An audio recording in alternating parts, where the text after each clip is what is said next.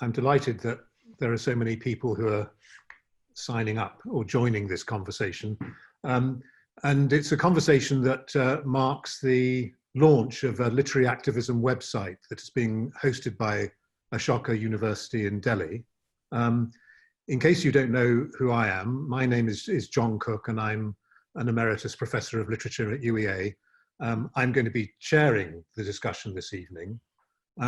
And the initial people involved in the discussion who will be joining me are the novelist and essayist Dubravka Ugresic, and she's coming to us from Amsterdam, where it's 2:15 in the afternoon. Charles Bernstein, the poet and critic, who is based in New York, where I think it's around 8:30 in the morning. The critic and academic Simon During, who is burning the midnight oil a bit, he's talking to us from Brisbane in Australia, where I think it's about 10:30 at night. Then the photographer Dianita Singh, who is in Delhi, and the essayist, novelist, musician Amit Chowdhury, who is in Calcutta. And Amit is the editor of the Literary Activism website and is the inspiration for many of the ideas that sustain it and have informed its development. I anticipate at the moment that our discussion will last for about an hour and a half. It'll initially be amongst the 6 people that I've just mentioned, with me acting as a rather precarious and informal chair of the discussion. But then we do really want to open it up to a wider conversation before we come to an end. Now, I thought it might be helpful if I just said something quite briefly about the Literary Activism initiative, just to establish some initial points of orientation. And one way of thinking about this is in terms of a very simple history. The project was initiated as a result of conversations between Amit and myself not long after his appointment to a chair in contemporary literature at UEA. And the initial idea was to do 2 things, both of them largely located, but not exclusively located in India. One was to launch a series of week-long, 8-day-long creative writing workshops. Those were initially held in Calcutta, but I'm delighted to say that as part of the increasing participation of Ashoka University in this initiative, they'll now be hosted at Ashoka.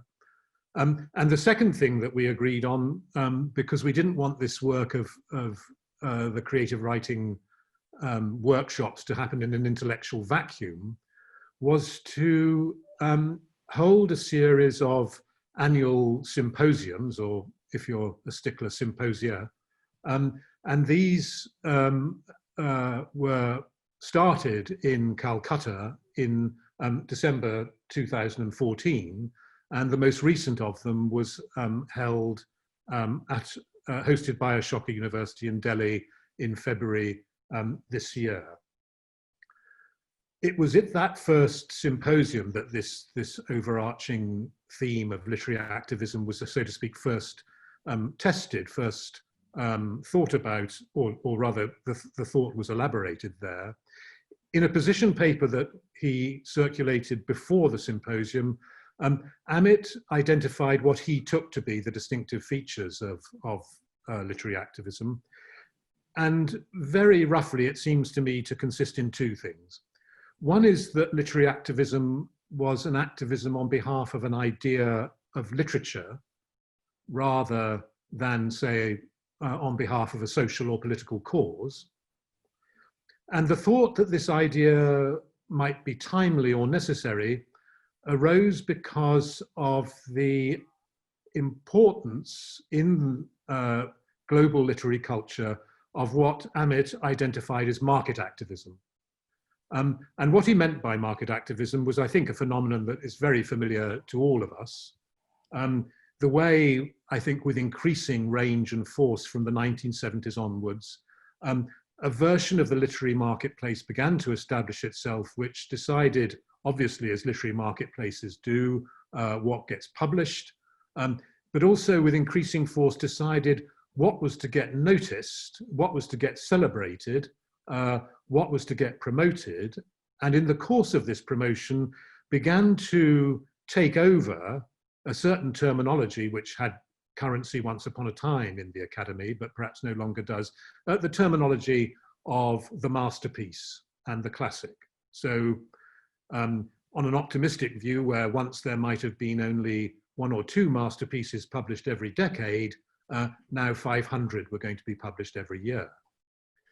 Similarly with classics, the appropriation of the term classic was a part of a curious kind of conversion of language into of a kind of critical language into the language of hype and the marketplace. So that seemed to me to be the initial premise of the idea of literary activism, an activism on behalf of a certain idea of literature, which positioned itself in contrast to a market activism, which, whilst it may well have been opening up opportunities for writers, seemed at the same time to us to foreclose or close down certain possibilities for writers, for publishing, and indeed for the reading of literature. Just one more thing to say before I pass over with a question to Amit. In the course of this development, the relationship with Ashoka University has become increasingly important. And that is reflected by the fact that Amit now holds a chair at Ashoka as well as at UEA. And one of the things that has happened as a result of the initiative is the publication of a collection of essays that were initially given as talks at the various symposia that have been held since 2014. This has been published by OUP in India and the United States and by Boiler House Press at UEA in Britain. But the significance of the website is that this activity of publishing material associated with the Literary Activism project will now go on to a web form rather than in book form as it was initially. So Amit, I'd like to begin the conversation by simply asking you a question about whether you still think that those initial premises of the Literary Activism initiative are true today in 2020 as they were in 2014.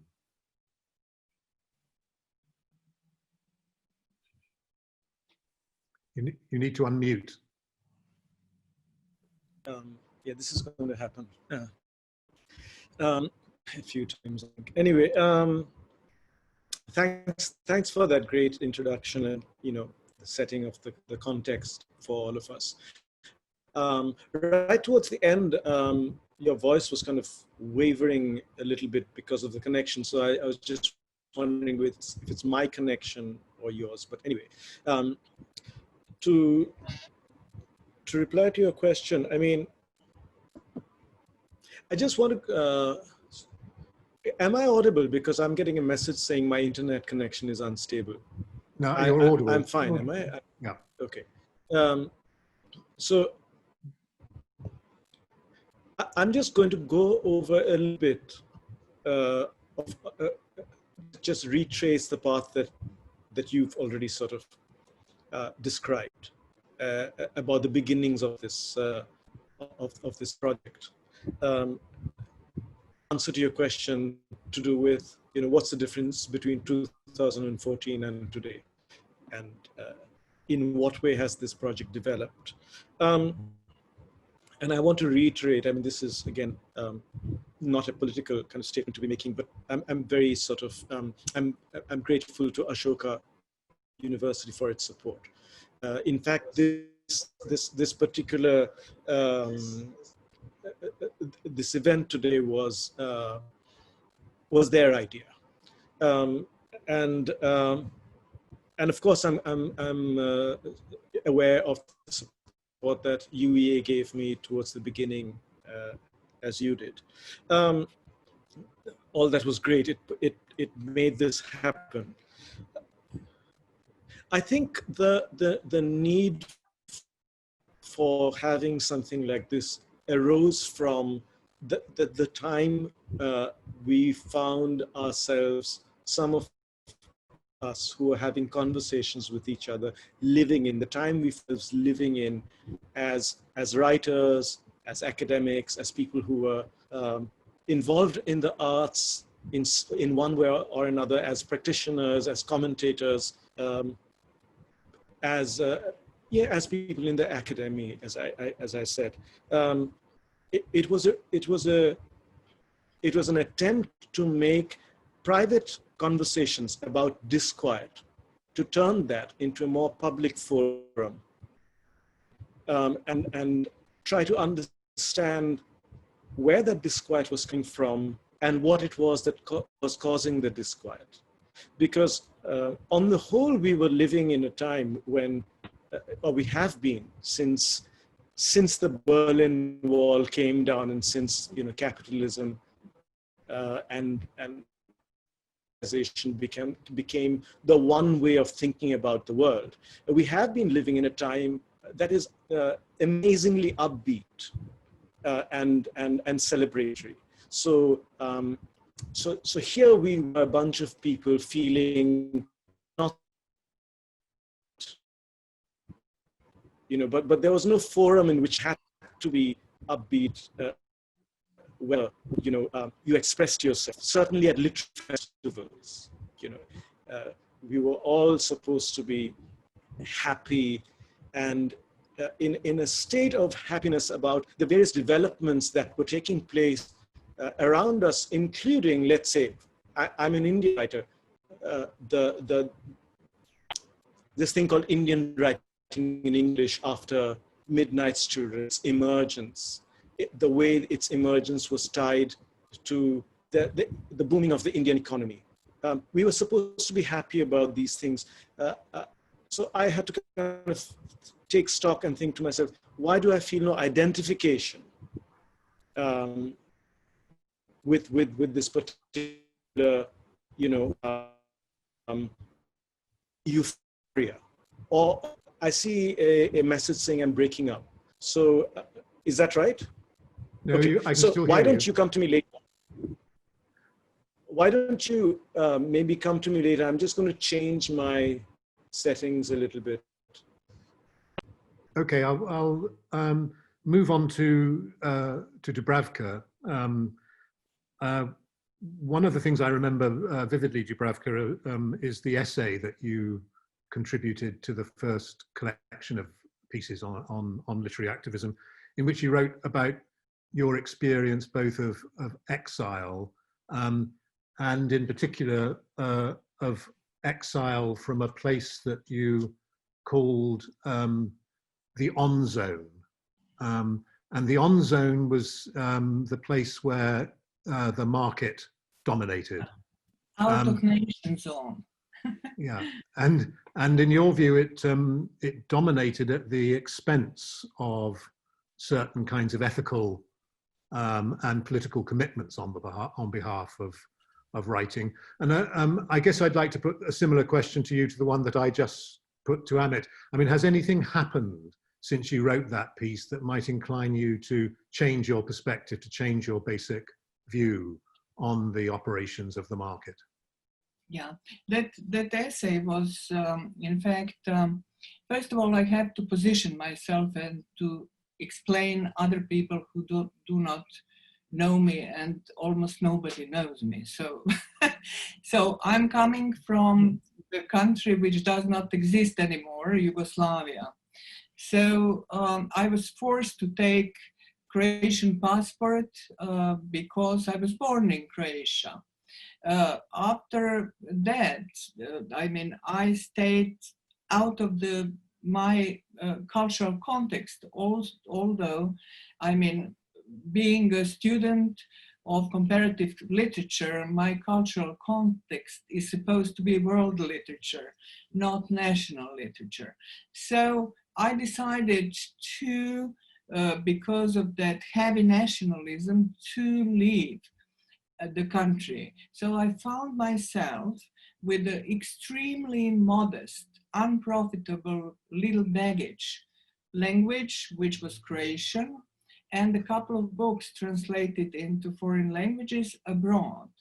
And there I experienced also, because I published books later, I relied on my translators. I stayed with Croatian language, which is almost nothing in all that world of world literature, or better to say, of global literary book marketplace.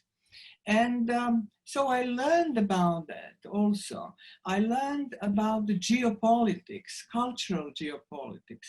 I learned also about the struggle of those powers, and at the end, about dominance of Anglo-American literary world values, industry, and so on and so forth.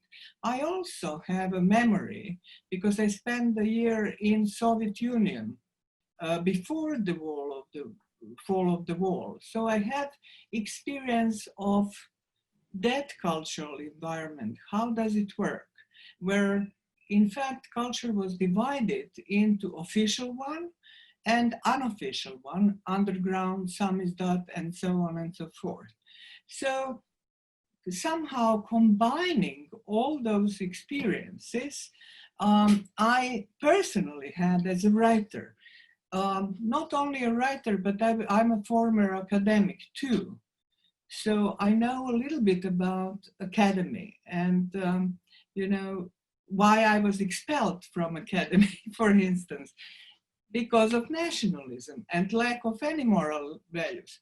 And so I wouldn't divide this activism, literary activism, from such thoughts about bigger powers, about politics and so on, cultural geopolitics and so on. So then, inspired by the book of a Turkish-American scholar, Azadeh Seyhan, she wrote a book, Writing Out of Nation. So I did this coinage, not UN zone, but ON zone. So writing out of nation. Somehow that is the part of this activism too, my personal activism, and that is simply to return to the idea, very simple ideas, that, and this is Nabokov thought, that passport does not make a writer. So we are all, in that respect, we should, if we want to build something, or it is built for us, world, global culture, then we should behave the proper way. So maybe trans culture, trans literature, post-national literature, or this special zone, Republic of Letters, will somehow be more, let's say, emancipatory idea than stick to our own countries, our own canons, or to canons which are today dominant, and they are posed on us by marketplace, book marketplace. I don't know whether I answered that. No, thank you. That's very very helpful, Dubravka. Charles, could I bring you in, because I think you've also been thinking about the transnational in some of the work that you've been doing recently. Yes, well, so much to just say in response, and very happy to be here. In my piece for the Literary Activism website, I talked about the video breaking up and being out of sync. And Amit said, would you give me an example? But you provided us a wonderful example, because that's the way you looked, Amit. You would freeze frame and then jump ahead. And this is what I was looking for. I said that this was the only poetic aspect of Zoom, which to break away from the false simulation that we're all here together. But we are all here together on the audio. And anyway, and perhaps in our thoughts, but it's difficult to break out of the imposed simulacrum. I come from things from, in a way, the center of the very literary global marketplace that many of you are thinking about. I think I'm the only person speaking from the US right now and from New York City. And yet for me, that's always been very distant, because being involved with poetry, and especially a poetry that was abhorred really by the many of the nationally circulated publications in the US and also the UK, we always did things, you know, on our own and sort of starting from scratch without any assumption that there was any place for what we were doing within any kind of marketplace. Well, for one thing, any kind of poetry exists outside of the marketplace. I always say that this is a, you know, of course it's a problem, but my ironic comment is almost always that it's a very positive thing, because it frees you up from concern about the marketplace. But poetry is as hierarchical, and perhaps in a certain way more hierarchical than the marketplace, because the people involved get to determine their values, and they prefer one thing to another. But still, the value of building the institutions on your own from scratch, publishing your own things, writing your own reviews, working outside of that marketplace, not entirely as a choice, but because there was no alternative, is very powerful politically. So I agree with Dubravka, everything that you said, but when she's saying not to divide, this kind of literary activism from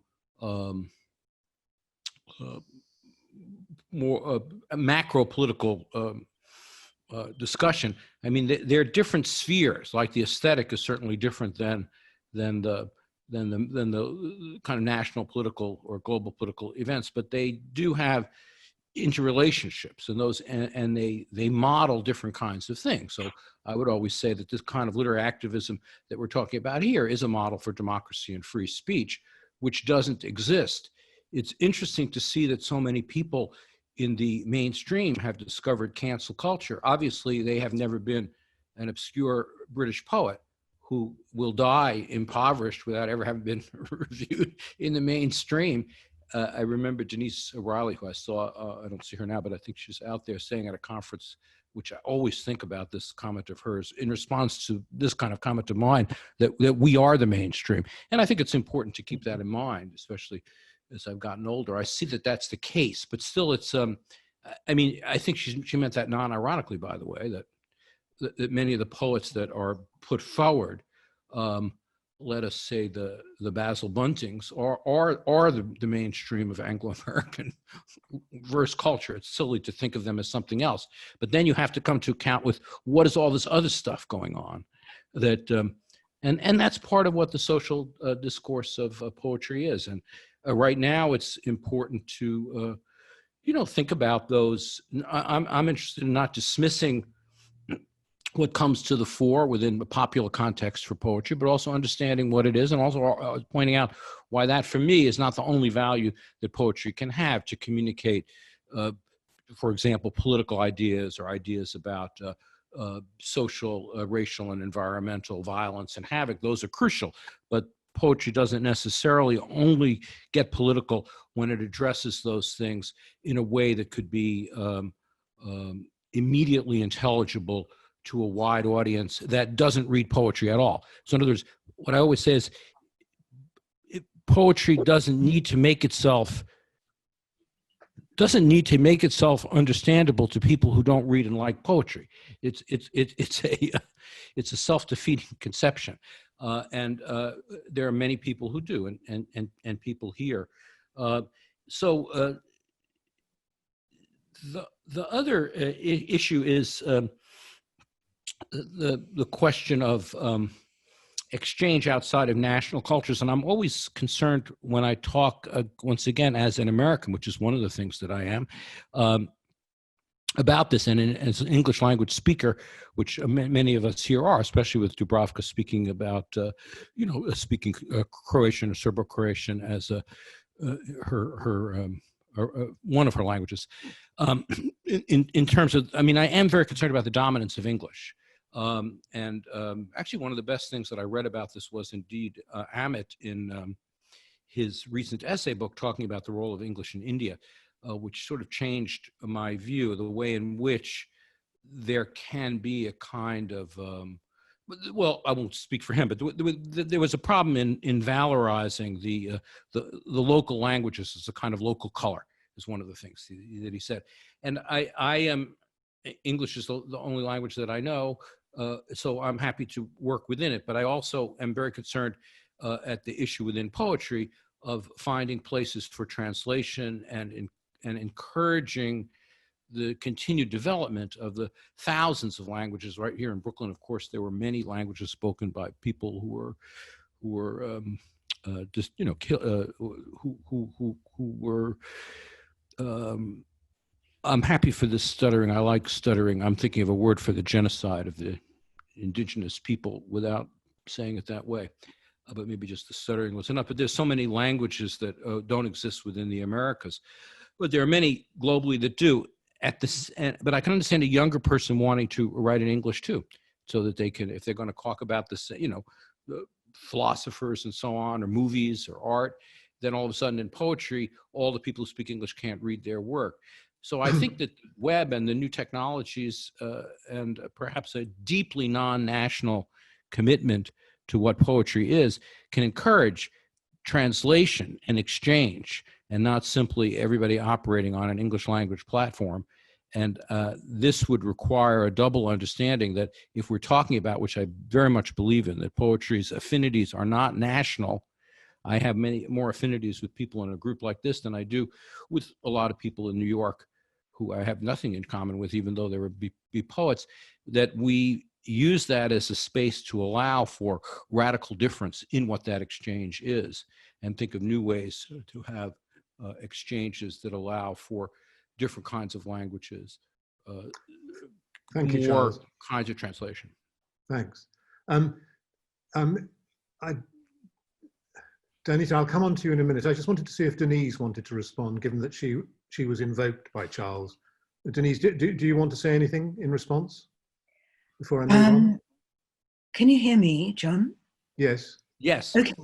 No, only to, as it happens, support what Charles was saying. But I just wanted to add that in recent years, I've been enormously struck by the huge expansion and a kind of democratization due to online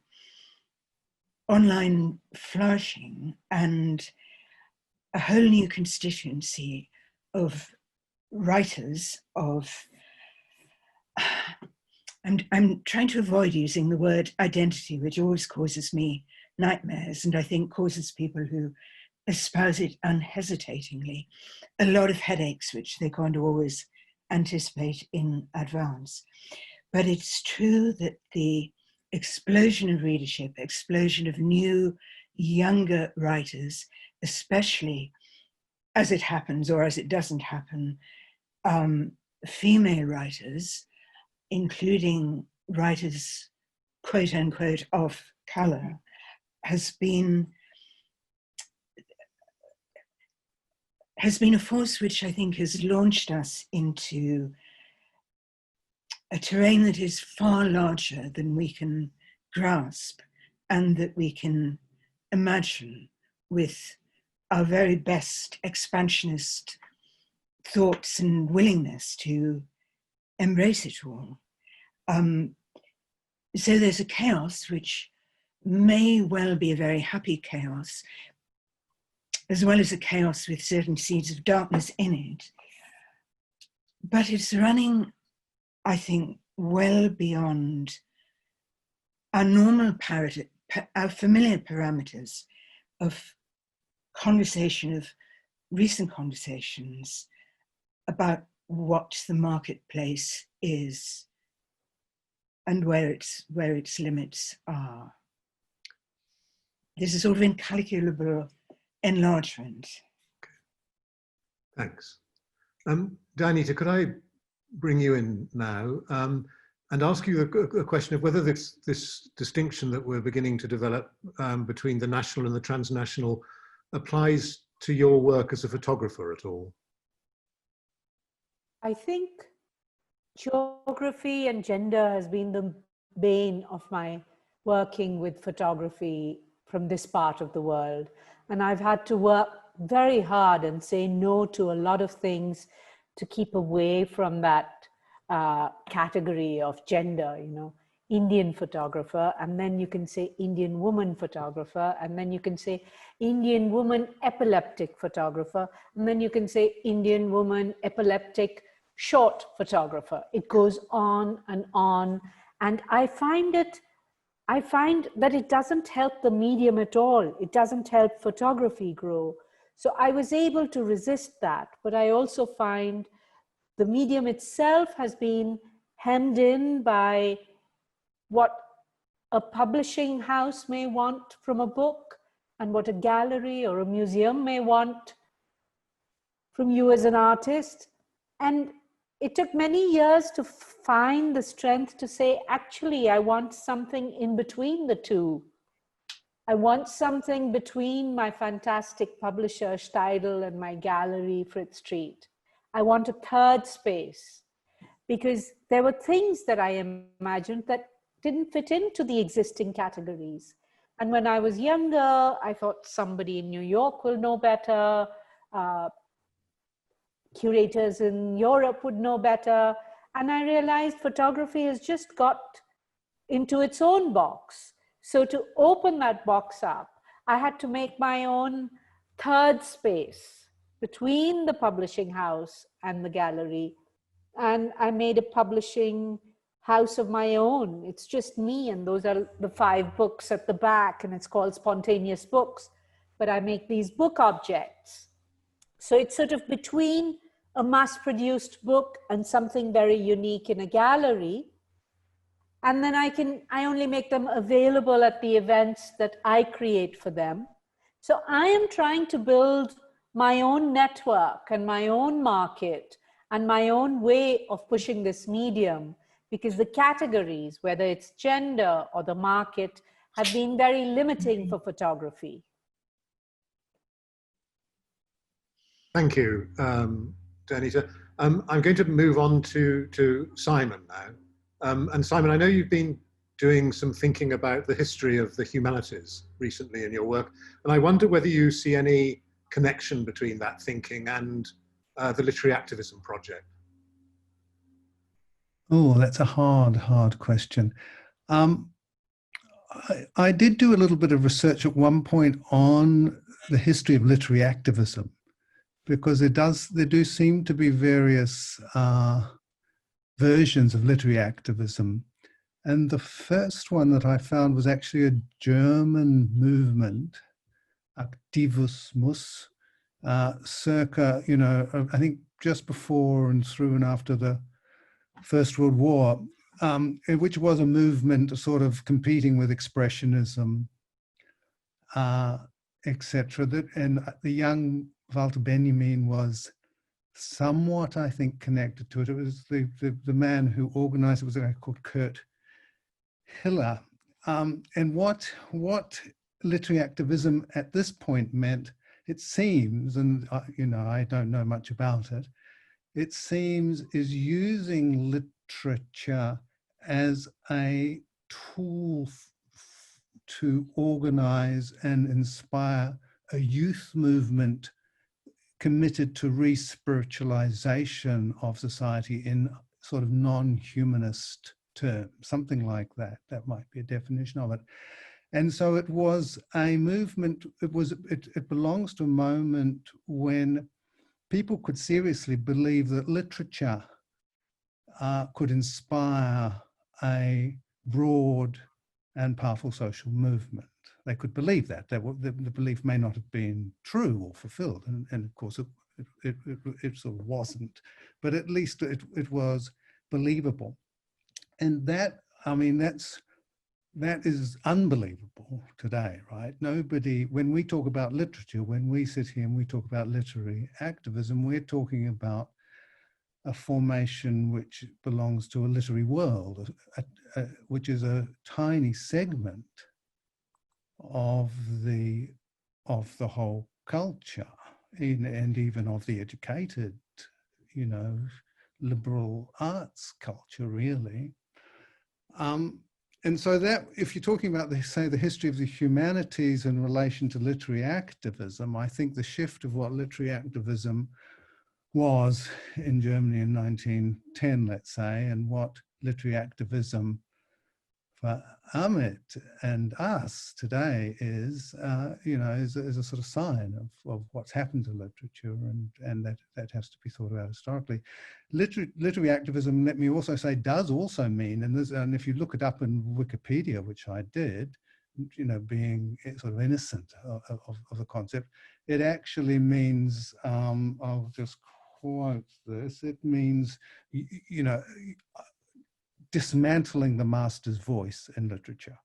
So it's a movement, literary activism means being an activist, a political activist on the left, and really on the identity emancipation movement left, against the hegemony of the white male, which is what you think it might mean. I think if an ordinary person just hearing literary activism would think that's probably what it was, which is something, again, very, very different from what we think we're doing here today and how we're thinking about it, which is really standing up for literature against certain commercial pressures against it, as I understand it. And of course, that sort of literary activism is much newer than our sort of literary activism. I mean, it's been quite a long period in which it would be possible to do something like what we're doing, which would be to say that the rise of certain sort of market forces or certain sort of way of organizing around the market through publicity, through agents, through contracts with publishers, etc., has been a something which has stood against the opening up and the free play of literature in itself. That you almost could have probably begun to, certainly by the beginning of the 20th century, you could think like that, and I think earlier too. But literary activism in that other sense of against the master's voice, I think is something much newer. Now I'll stop talking, but I think if you take a historical point of view and then begin doing a little bit of historicizing of literary activism, things sort of slightly open up in not completely uninteresting ways. Mm. Thank you, Simon. Amit, I'd like to return to you now, because you had a connection problem, and so we couldn't quite hear what it was that you wanted to say. Can you switch yourself on again? Yeah, that was orchestrated. I mean, that good. Taking a cue from Charles, I had sort of, organized it in that way. So it's great because I've been able to listen to what people have been saying, and I'd like to sort of make a few clarifications and also respond to some of the things that have been said. I think one of the things that literary activism is responding to is the moment of globalization and free market capitalism becoming, as it were, the mainstream, and creating a new idea of the mainstream. So as long as there was another way of conceiving of the economy, conceiving of a world outside of, whatever it was that the West was, or the free world was supposed to be, then we could think that other thing is an alternative. And on the other hand, we are an alternative to that other thing. But the idea of the alternative actually disappears when there's only one thing. It's a completely new idea of what the mainstream is from earlier. And over here, we have to become very suspicious of what people mean by alternative now or mainstream now. We have to get a head around a new world in which there's actually only one way of looking at things. And it is also a way which is completely different from everything that happened before, when people were arguing, let us say, against the so-called commercial, which is an old idea, going back to the 19th century at least, is that after globalization, the market speaks only in terms of the old humanist language of value. Publishers and lots of other spheres will not say, we are pursuing money. We are pursuing financial success. We are saying this piece, this work is a masterpiece basically because it's going to sell 50,000 copies. This is not how they speak. They speak in the language of value. More and more people are reading books. We are taking democracy to more and more countries in the world. This is a masterpiece. This is a classic. Whenever a statement of value is made by the market, you know it is speaking in terms of the market, but in a new language.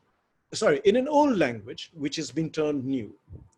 And academia has completely gone along with this.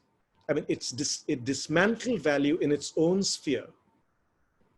But when faced with these pronouncements of value by the market, haven't really questioned those emanations and almost seem to sort of know what that special language means. So what I'm saying is, over here, when we speak about literary activism, we are not speaking about simple championing against the market. We are thinking about language. Championing itself is a mainstream activity now, as you know, some of you have said. It's handled by and organized by PR. I don't want to overplay literary activism's kind of preoccupation with the market. I don't want to underplay its connection to politics. But politics, what one is suspicious of is politics as content. Politics that can be easily categorized as politics because it has all the markers of politics. And literary activism is a discussion where we are taking cognizance of the fact that the literary or the artistic is a domain without markers. Other domains of knowledge have clear markers. So when a newspaper report is saying, I'm telling you about what happened yesterday in Australia, or when a scientific paper says this is about the gene, we know it's going to be about the gene, or the report is going to be about Australia. A story which has a title about Australia does not necessarily guarantee you that it's going to be about Australia. It's a strange domain, the artistic, the literary, and one has to, it seems, argue for this again in a society and in a form of understanding that has become completely content driven. This too helps the market, but this too is the world of academia right now, in terms of being able to recognize things according to their markers, to their visible markers, which makes this what this is and that what that is. And this is again what one is trying to argue against. I want to also respond to something that Charles said in passing about the English language in relationship to India. And I think what he might have been referring to is the fact that, you know, the history of the various Indian languages in India often is, of the spoken languages, their literary histories are so avant-garde and modernist. And their being eclipsed also has to do with an eclipsing of understanding the terms of modernism. But the language in which we think now means that the argument between the practitioners in the Indian languages and the practitioners in English has been to do with the fact that the writers in the Indian languages are more authentic and more Indian and have an actual community they're writing for, while the writers who write in English sell out to the West or write for the West. And those have been the terms of the argument mainly. For me, the terms of the argument have to do with the fact that Indian writing in English after 1981 or whenever, you know, that whole emergence of the global novel Indian writing in English has been part of this new global Anglophone culture, which has a new way of thinking about the novel and which also makes the novel and narrative central to itself, central to understanding the world and understanding itself, while the Indian languages are fragmentary in their understanding of the world. They are actually not nationalistic, they are poetic. And that is the argument. And within the English language, within the Anglophone, there must be subterranean traditions alive even now, which want to foster the fragmentary and the disjunctive and the poetic. And therefore, they can be in dialogue with those Indian languages and or with German or French or wherever that kind of preoccupation is still alive in corners. But the terms that are being given to us are misleading, at least where English in India and the Indian languages in India are concerned. And so literary activism is about uncovering and rethinking these terms. It's not just a kind of just, you know, we don't like the market. That's not what it's about. Thank you. Well, we've got a number of different themes in play at the moment. I think one of them is to do with not simply identifying the market as the key driver of what happens or what doesn't happen, but also taking account of the huge expanse, perhaps chaotic expanse of the digital sphere and what is happening there.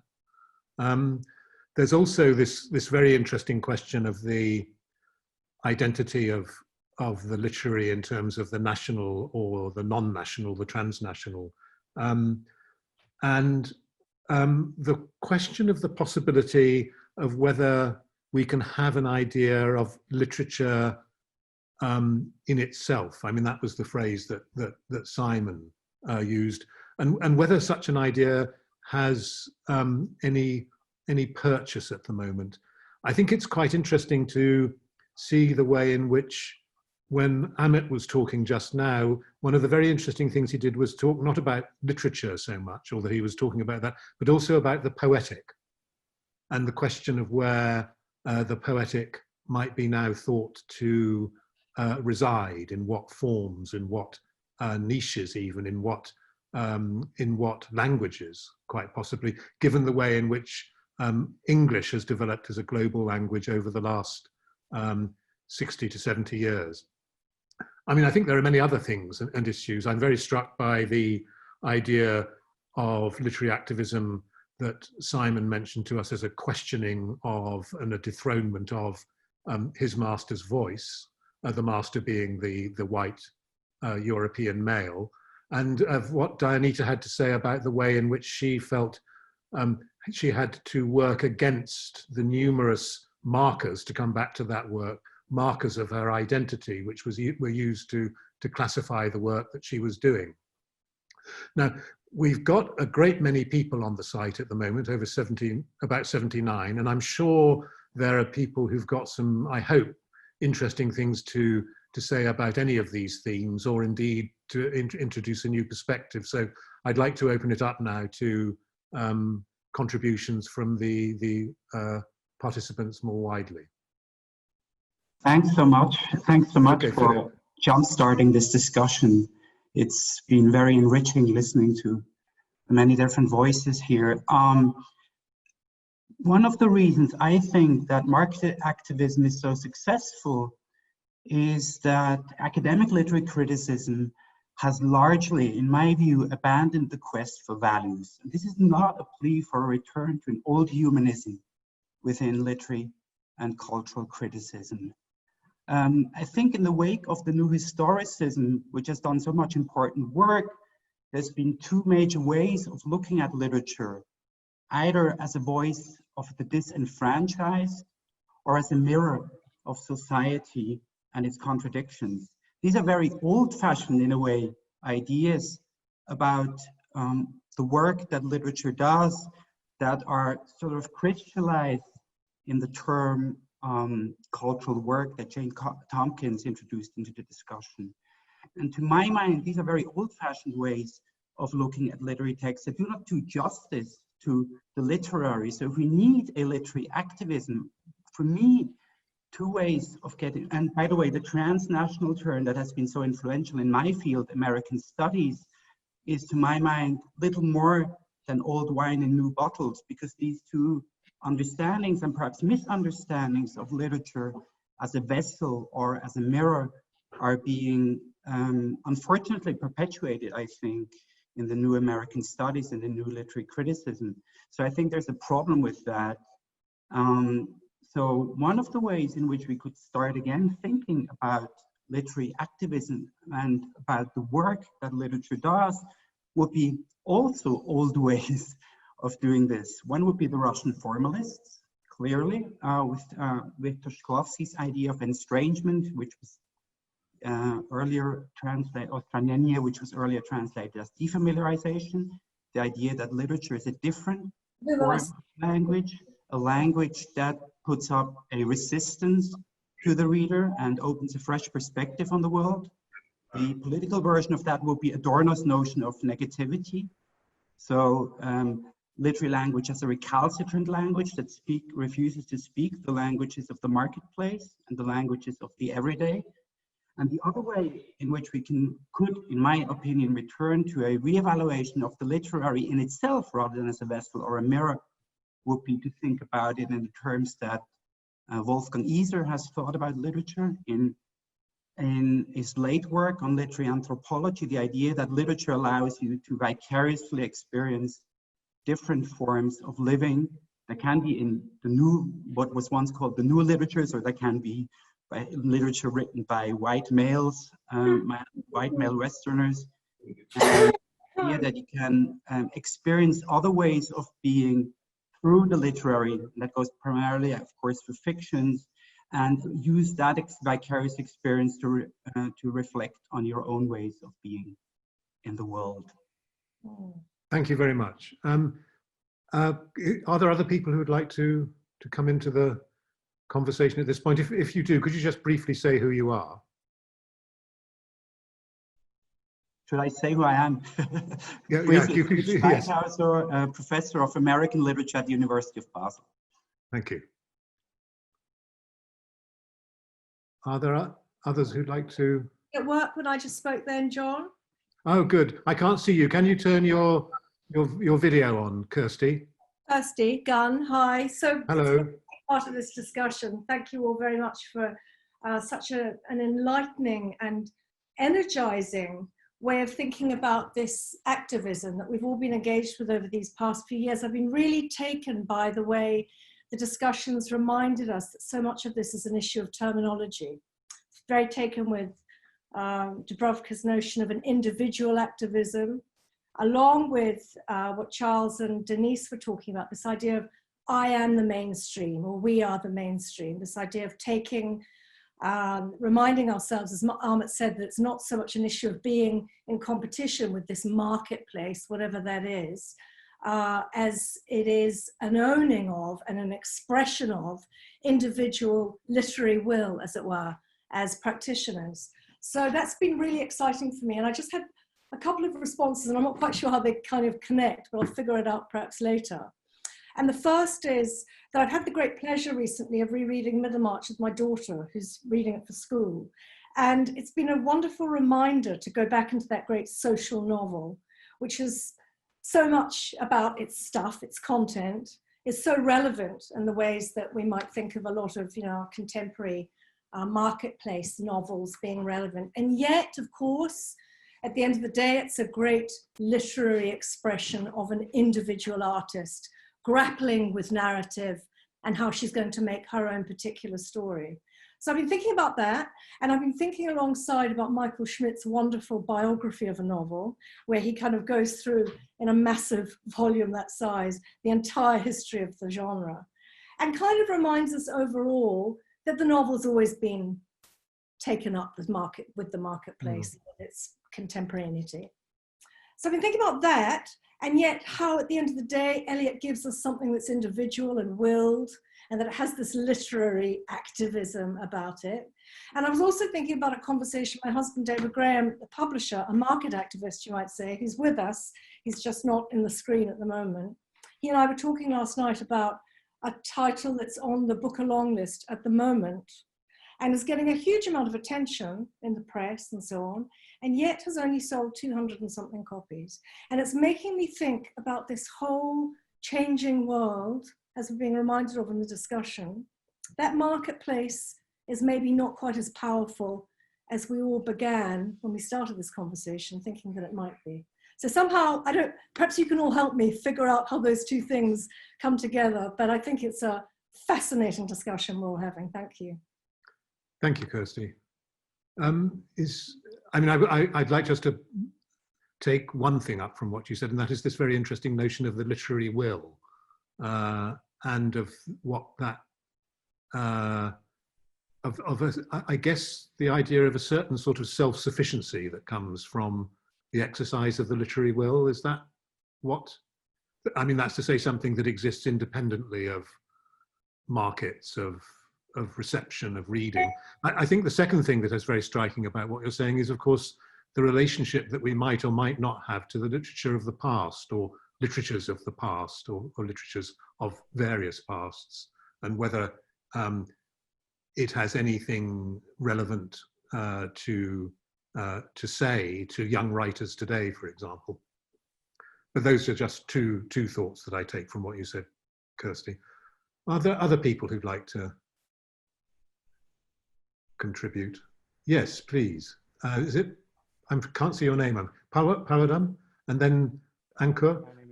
Well, Pawadam first. Yes. Could you turn your mute off? I can't hear you. So awfully sorry. Yeah, can you hear me now? No, sorry. Yes, I can hear you now. Can you say who you are? My name is Ankur, and I've been following this particular forum right from the very, very first innings that was held in Calcutta, I think about 6 or 7 years ago. Mm-hmm.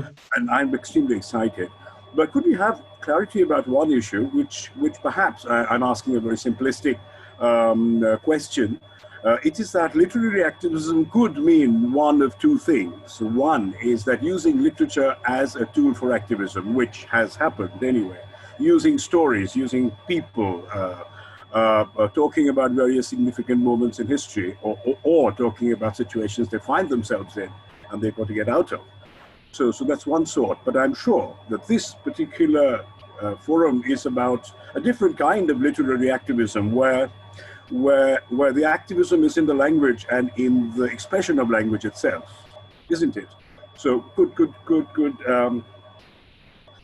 could you give, let's say, a very concrete differentiation between the kind of literary activism that people would generally understand and the kind of literary activism that your forum is addressing? Thank you. Okay. Amit, do you want to respond to that thought before I move on? Sure. I mean, literary activism, I mean, when you say literary activism, the first thing that comes to your head is the sort of Wikipedia definition which Simon brought up, which is, I think Simon brought it up, but anyway, if he didn't, then Ankur has brought it up. Activism through literature, where we also know what activism is. I mean, we have a prefabricated, inherited idea that this is activism, which means taking up causes right.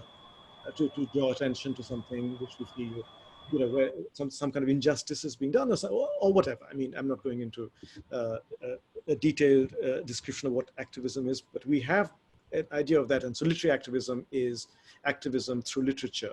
And certainly that's great. And I think, though, that this kind of literary activism that we're talking about doesn't preclude that activism which Ankur is speaking of as the first definition, but would question the reductiveness of inheriting ideas and then reusing them in a way that that defines itself in a way that literature doesn't. Literature or the arts don't really define themselves in that way. It's an ongoing kind of attempt to define and redefine. So literary activism in that first definition is already curtailed in the way that literature is.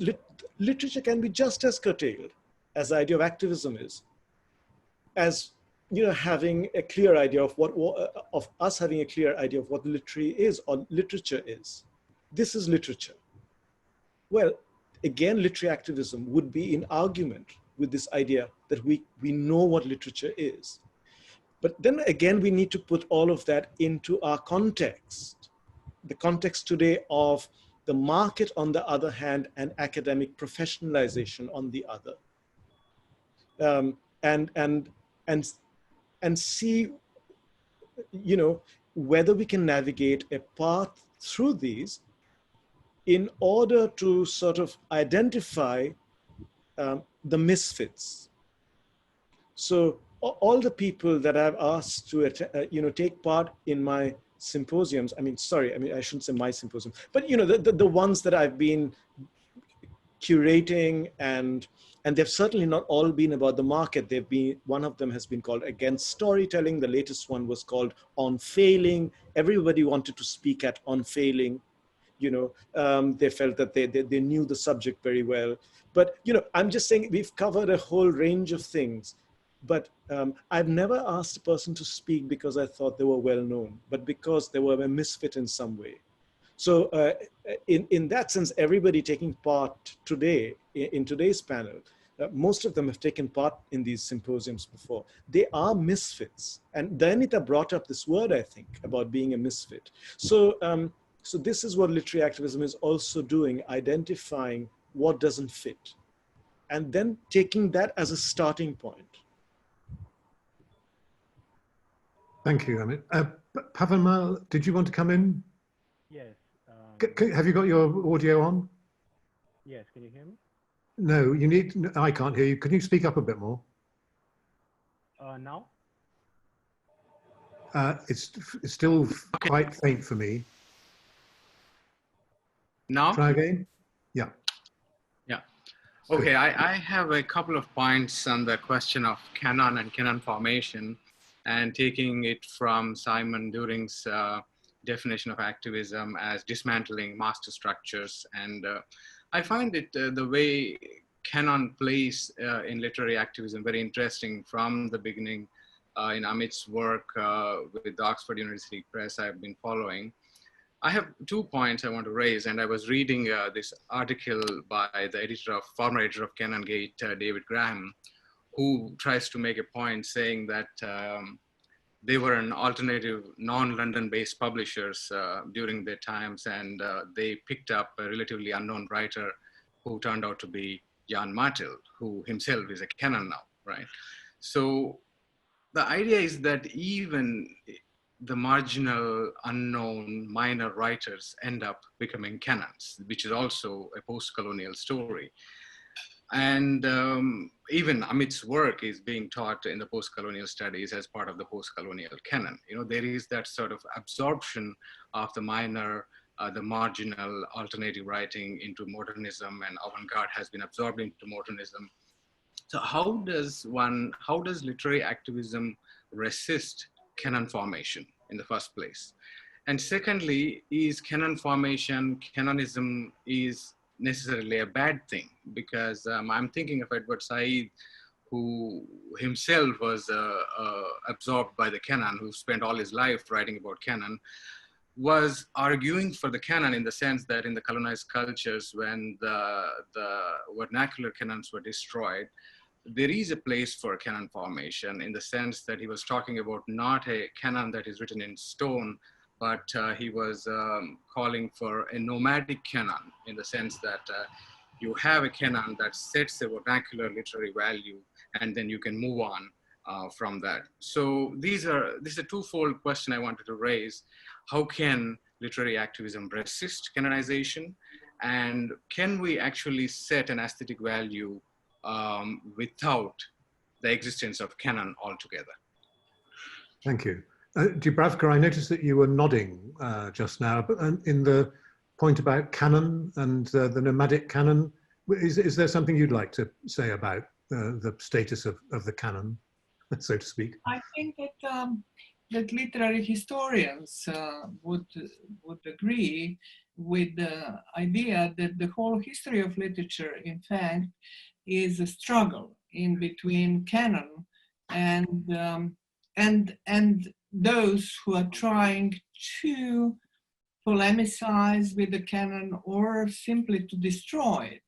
And that's how we sort of measure and value certain epochs, because they have different way of doing that, making that polemics. I mean, the whole avant-garde, let's say, or modernism is based on one idea. Let us throw, as Mayakovsky said, let us throw all that garbage, old garbage from the, then it was the symbol of something new, from the boat of contemporaneity.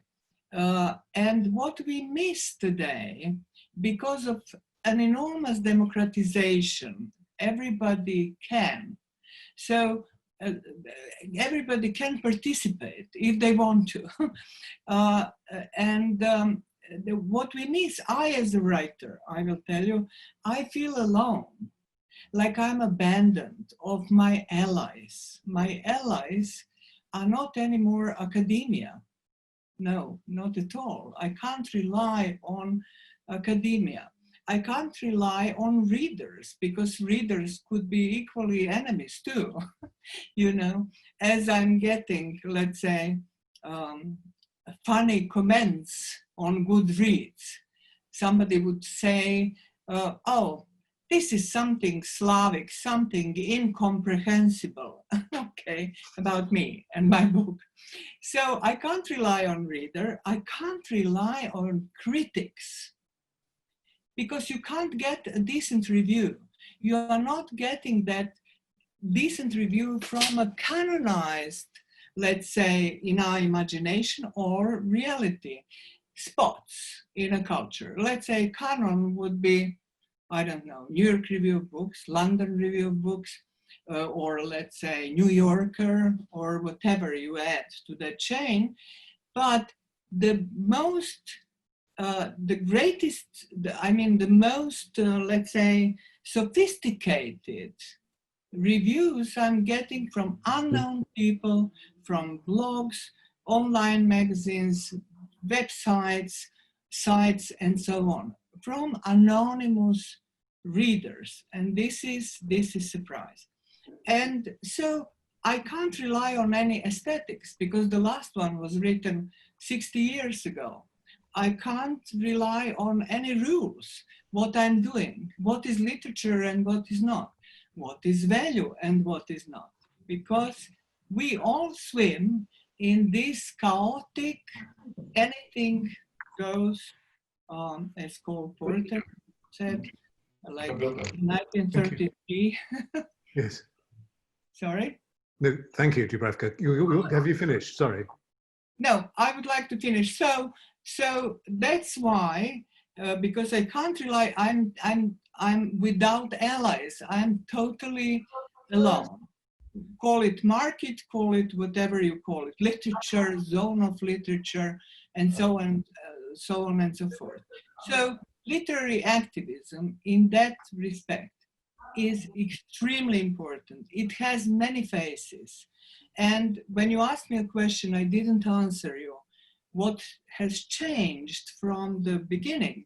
Until just in a couple of years, I realized that, let's say I was 2 years ago, I had a little promotion tour in America, and I discovered, anonymous activists, people who are leading some fantastic podcasts inviting writers from America to speak as long as they want to speak for an hour and a half. Who else would give a writer more than a second to say something? Or let's say little magazines or radio programs, local radio programs, or let's say Portland. Everybody complains against the disappearance of bookstores in Portland. You have them 5. One is at the airport and 4 in the town. Also, little attempts, private attempts, which comes from students, from academia. You know, they're making handmade books, like my former students, Megan Forbes. So she has a whole little library of the books she made by herself. Of course, thinking about avant-garde 20s in Europe and so on. So small publishers, you have a fantastic publishers who would, it is called Contramundum Press in New York, who would publish totally unknown, I mean, translation of Gilgamesh into English, and so on and so forth. So it is booming. All that life, activist life, it has many faces, from Vida organization to, I mean, to private little attempts. To small publishers, magazine, and so on and so on. So we should follow them, including our own literary activism website, because they can diagnose those spots of irritation or spots of, you know, of which had to be articulated, sabotaged, and so on and so on. Sorry, I'm talking too much.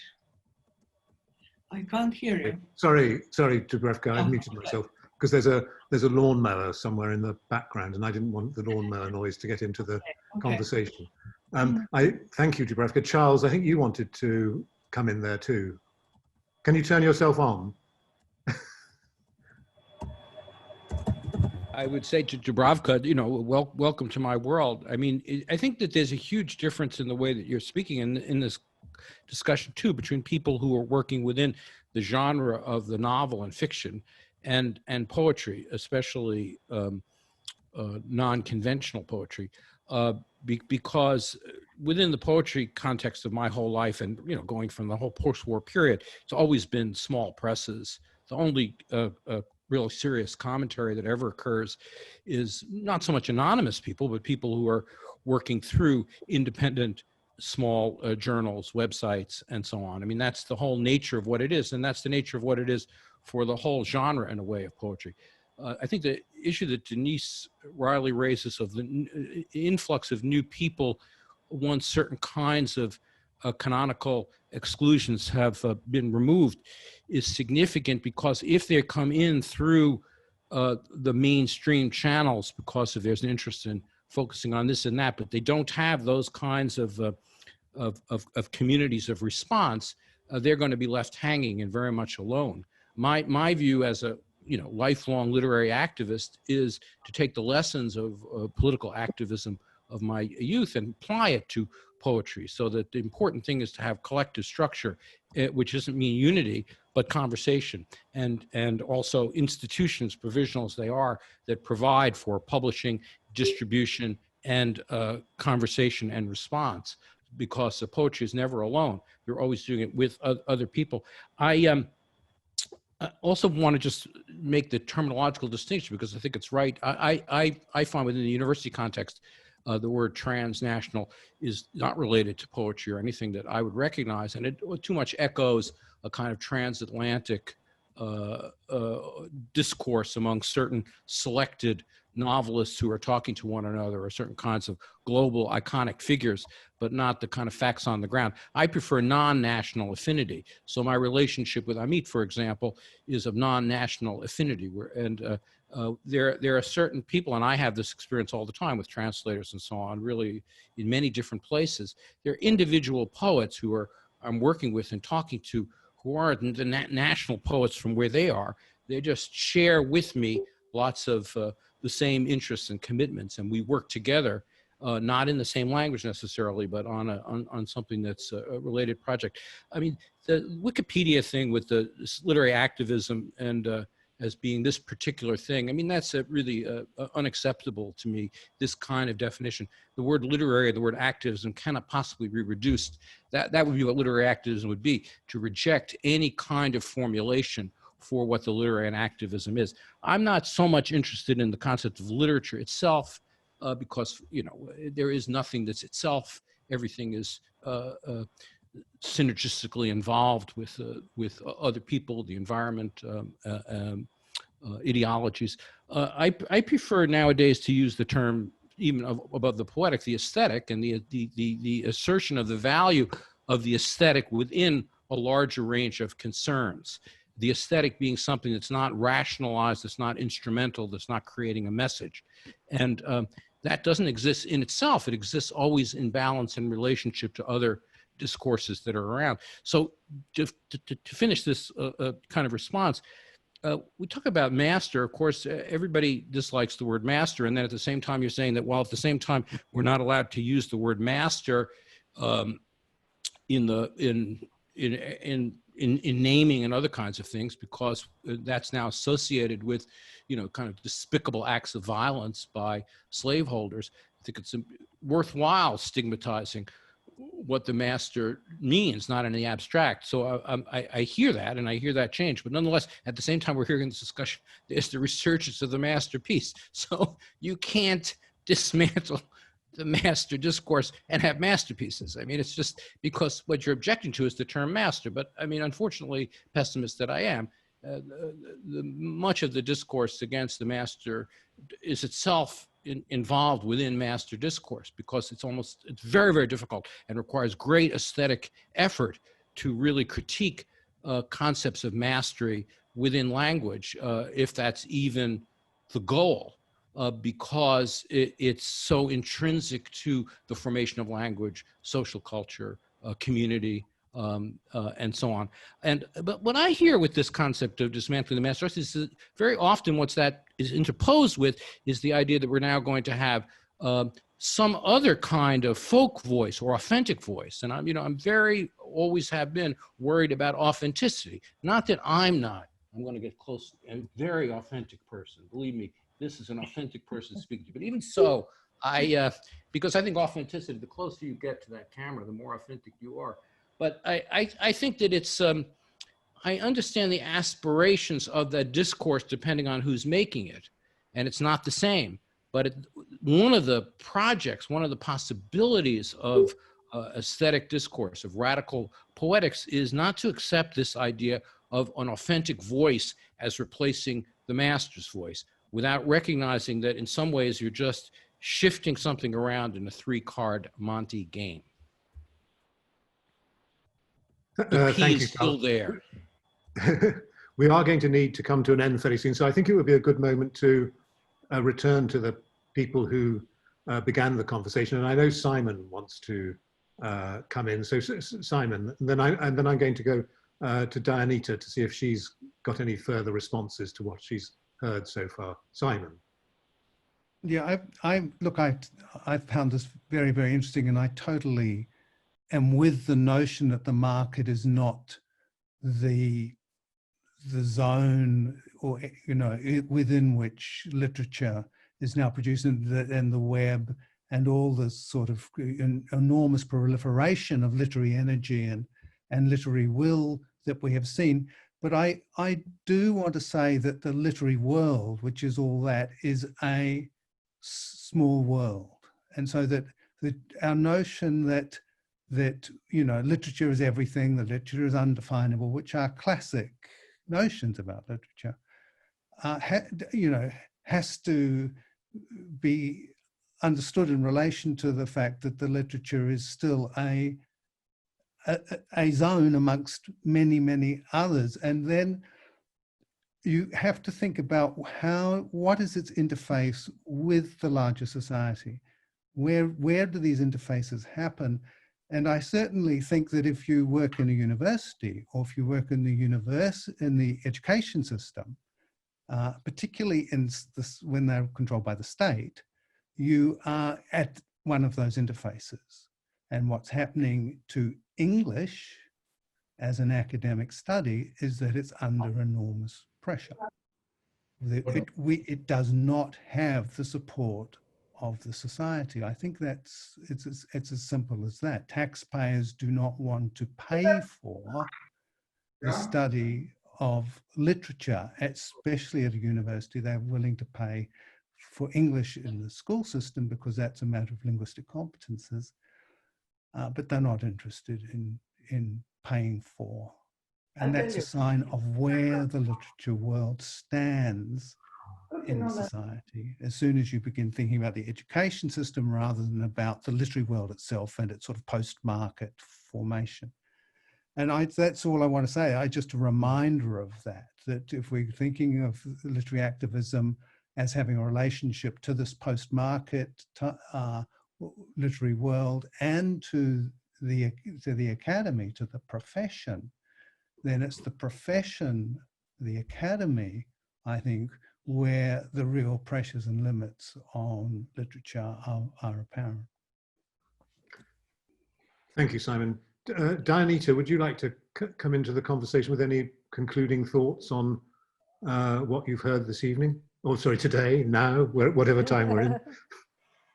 I was struck by Ravka saying that she felt she had no allies in the literary world. And while I feel very sad to hear that, I just wanted to say that that has also been, I think, the best strength for me. And if I've had allies, they've been more in the literary world than in the photo world.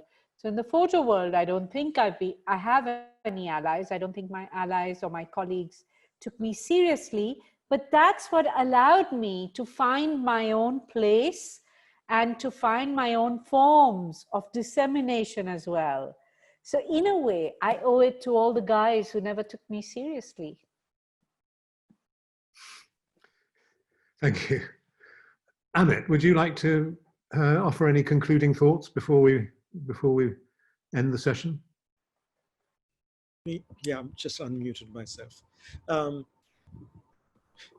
Yeah, I was kind of thinking of a few things that were being said. One of the things had to do with the question of the master, which came up in Simon's and then in Charles's comments. Very early on at the inception of modernism and the idea of stream of consciousness, which happened in Bengal, well before it happened in the West, where Tagore is writing about children's nursery rhymes, and he's Oh.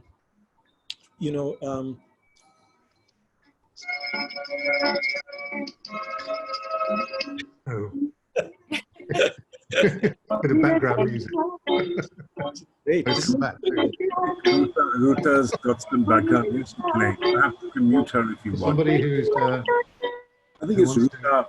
It's Ruta Dharma Dhikari. Ruta Dharma Dhikari. Harjot, if you're there, can you just mute everybody for the time being?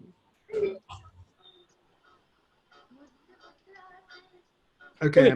Let me speak with some musical accompaniment. That's not a problem. So I've done it. I mean, I've sung.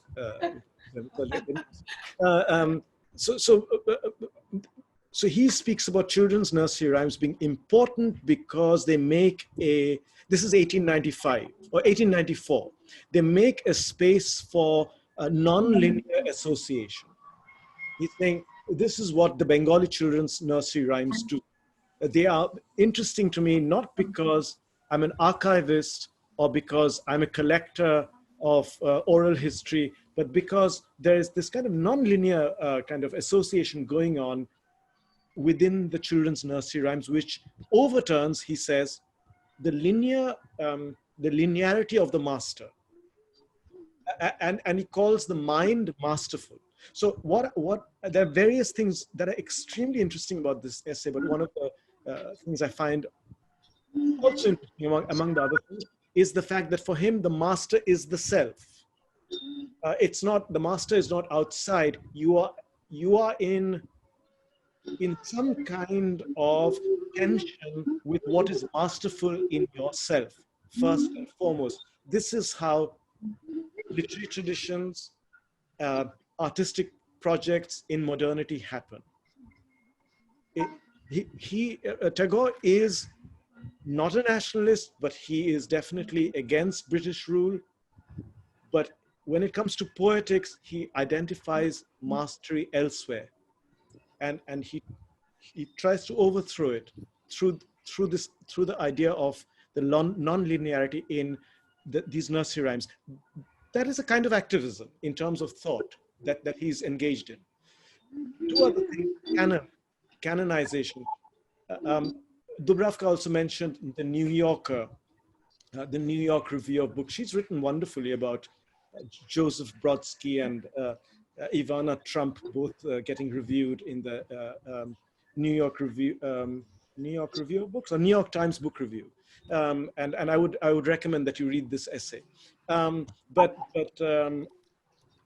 Remember these names now, just like the Labour, we are talking about politics.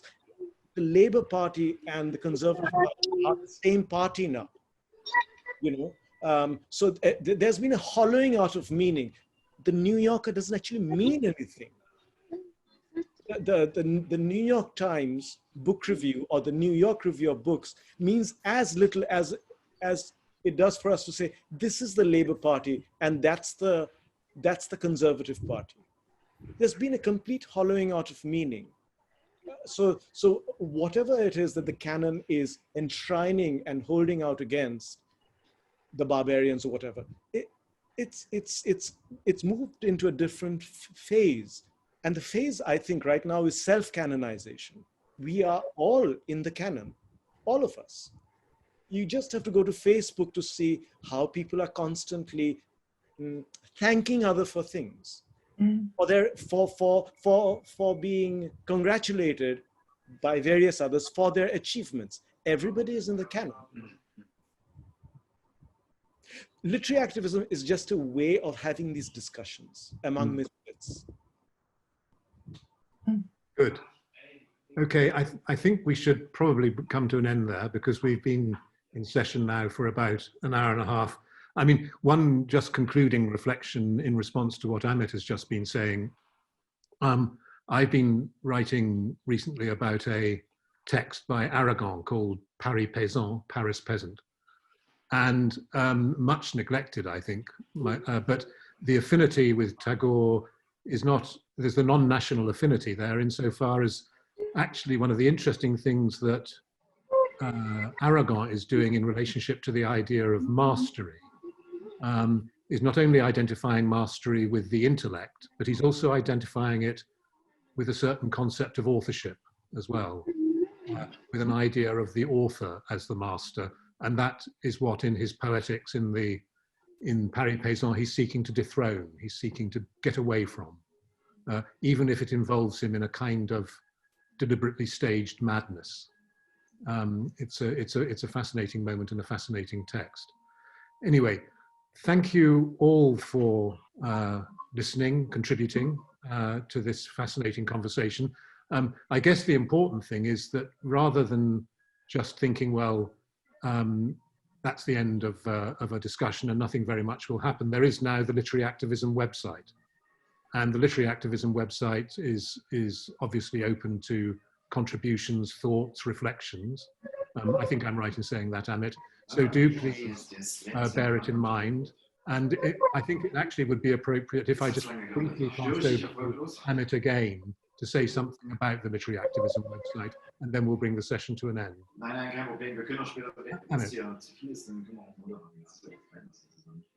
could you unmute? Sorry, I can hear lots of voices, but... I just wanted you to say something briefly about the Literary Activism website. Yes. Okay, the website, it's about just a little more than a month old. I'll be uploading papers from the various symposiums.